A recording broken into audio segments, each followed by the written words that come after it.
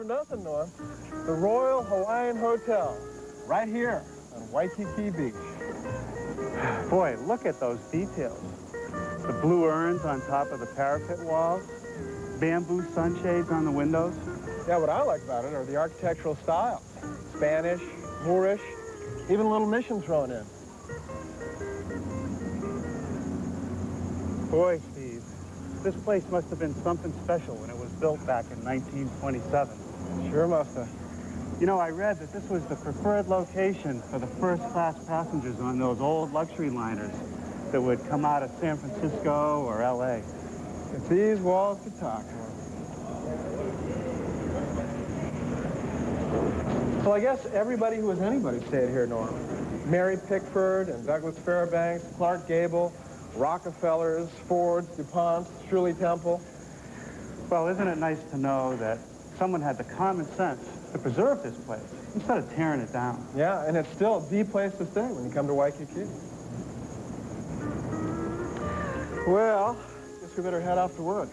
Yeah, I better go over to the job site. And I'm off to Iolani Palace, residence of the last queen of Hawaii. We'll have a good time. I want to catch you at the beach. I wouldn't dream of it. Now, these folks out here in front of this old house are harvesting a seaweed called limu. Now, I don't know if they have it at the Royal Hawaiian, but you can purchase it down at the supermarket for about $8 a pound. You wash it out in the kitchen sink, add some onions, vinegar, a little bit of soy sauce, and some raw fish. And what you then have is what's called poke. I never had any. Maybe I'll find some for lunch. Let's take a look at the house. Well, a lot has been happening since last time we were here. And this is the side of the house I wanted you to see, where the new addition meets the existing house. And as our architect had promised, the roof line of the new addition blends in perfectly with the old house. And since the roof is such a predominant feature on this house, you can see how good it looks now that all the wood shingles are installed. Our painters are getting started, scraping off any loose paint in preparation for a new paint job.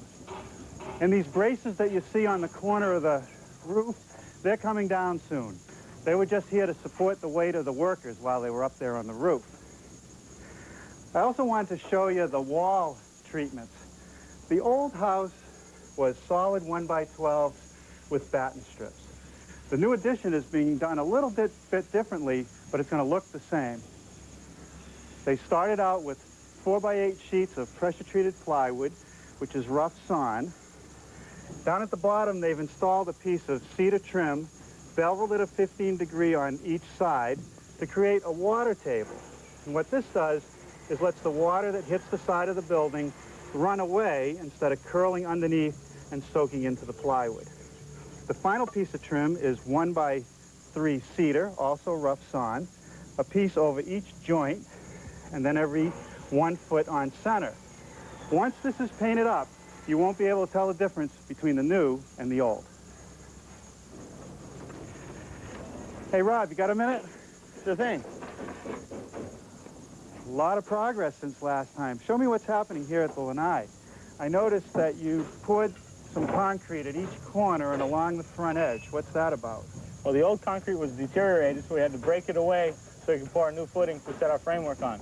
Now, the roof was supported by a wooden post before when we got started here. And the idea of this lanai is maximum view and close it in with glass. Now, I suppose we could use wood again to hold it up with a laminated beam across the front and maybe a 6x6 in the corners, but where the beam meets that 6x6, it's with just regular mechanical fasteners and wood. And I see that you've chosen steel in this case. Yeah, the steel solves several problems for us. It holds the roof up, it holds the roof down in high winds, and it also, the welded connections between the post and the beam resist the racking of the roof. So it's going to make a nice rigid support system. All right, now how's that hole coming in the kitchen wall for Christiane? Well, I have a guy working on it right now. How many workmen on the job now? We have 12 carpenters plus the subs. Wow, that's why it's moving along so well. Ah, this is what I like to see, our homeowner in her new kitchen. Isn't it glorious? Glorious is the word I would choose, I think. Now, look, I was out harvesting some seaweed. Picking limu? That's right, and I was hoping we could rustle up some poke for lunch. I'd love to make some for you, but I need my new sink, and I don't think it'll be in for another hour or two. Yeah, I think so. But I see Zoltan, our carpenter, is laying out the new opening for that great view you're going to have from the kitchen. I am so excited about this. I have been waiting for this moment for months. All set, Zoltan? Yeah, I'm ready. Stand back, everybody.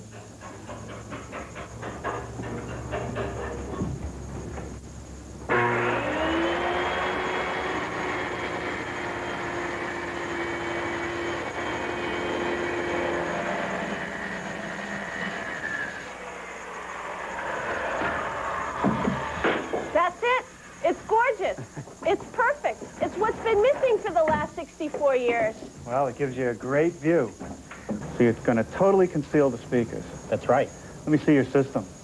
What we've got is a metal rough-in box with conventional speaker wire. And what's this cloth right here? It's sound-absorbing material to absorb the sound from the back of the speaker. Now, I can see why you wanted to get in here and set these boxes before the drywall was installed. It does make it a lot easier. And here's the speaker. This is the speaker? That's it. This is the Cloth. back. That's the back. It I would is. have thought that was the front. And this looks like styrofoam on this side. This is the material that radiates the sound. Huh. And this slips into that box? Yes, it does. Okay, and how do Fastened with screws you... Okay. and flushed into the drywall. And I've got one over there for you to see. All right. Well, it is flush with the drywall, but I'm still seeing a gap around the edge of the speaker. How are you going to conceal that?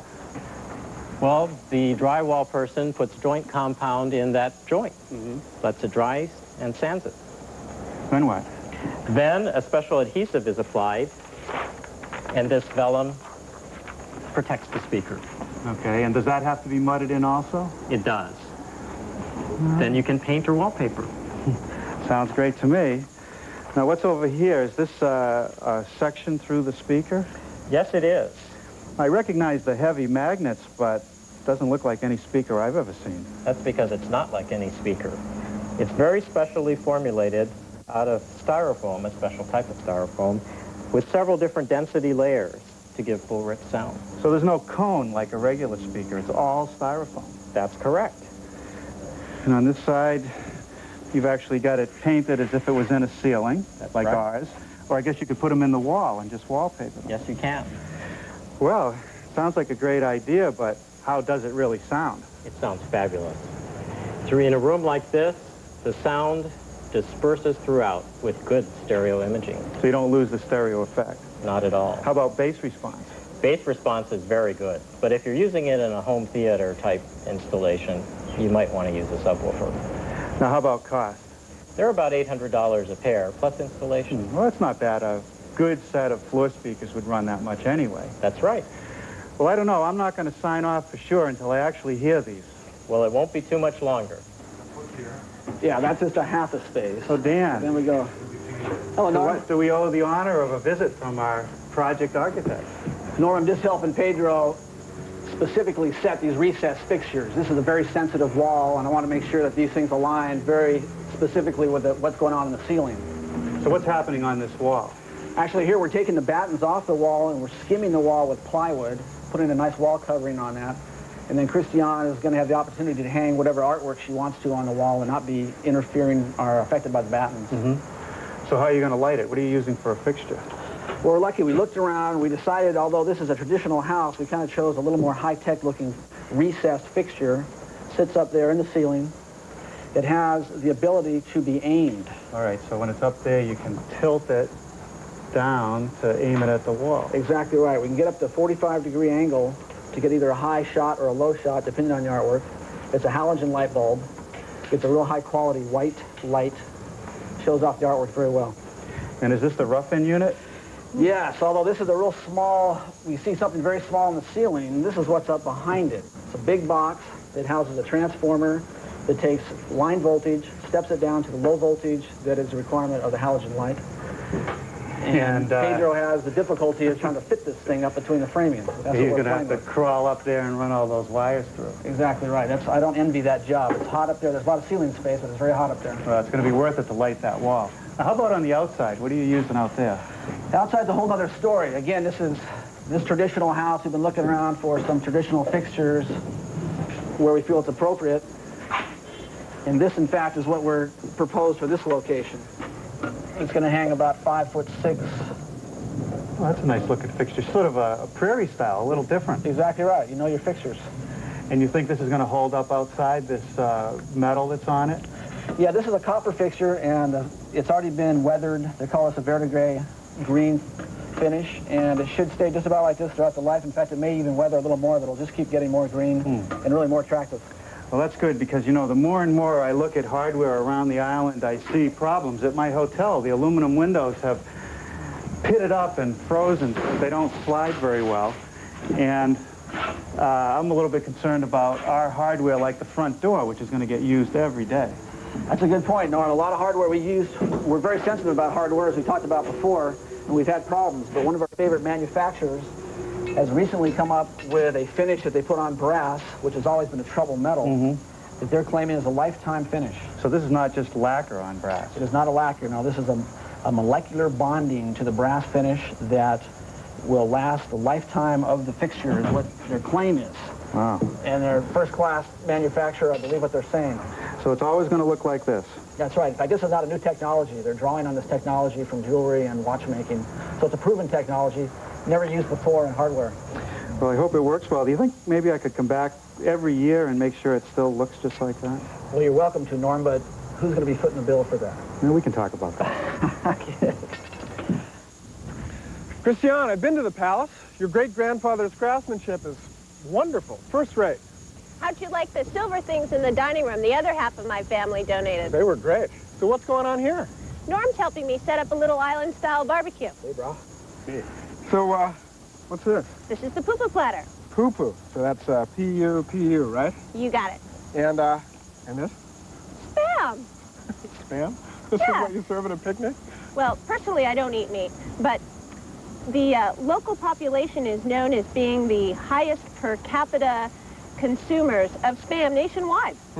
Well, guess I better have some then. Yep. What are you up to, Norm? Watch this, Steve.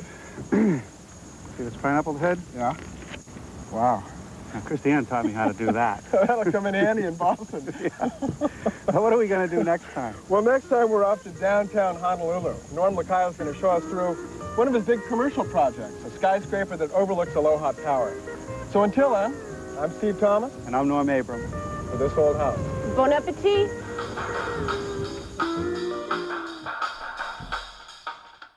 I hope you enjoyed this video. Don't forget to like, subscribe, share, and hit that notification icon for the latest videos as they are released. Thanks for watching, and catch you in the next one. Ciao for now.